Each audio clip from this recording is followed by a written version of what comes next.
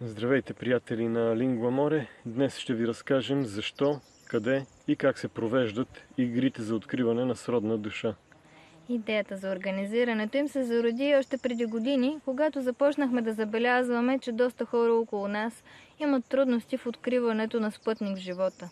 Решихме, че не просто ще срещаме тези хора, а ще им помагаме да подобряват общуването помежду си, за да могат връзките им да бъдат по-здрави и дълготрайни и да има все повече щастливи семейства в България. Срещите са подходящи за всички, които са навършили 18 години. Записваме с предимство хората, които имат намерение за създаване на семейство. В зависимост от броя на жените и мъжете, игрите се играят по двойки или с цялата група.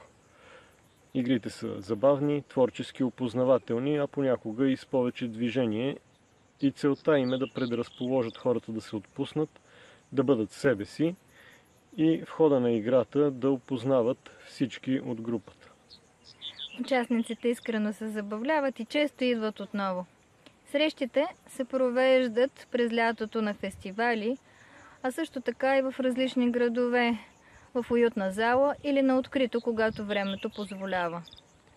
Можете да откриете информация за предстоящите ни събития на нашата Facebook страница Общностен център Lingua More.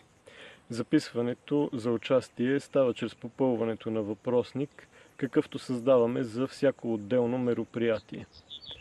Ще се радваме да споделите за нашето начинание с приятели, както и да ни последвате в социалните мрежи, където може да научавате новостите относно игрите за откриване на сродна душа.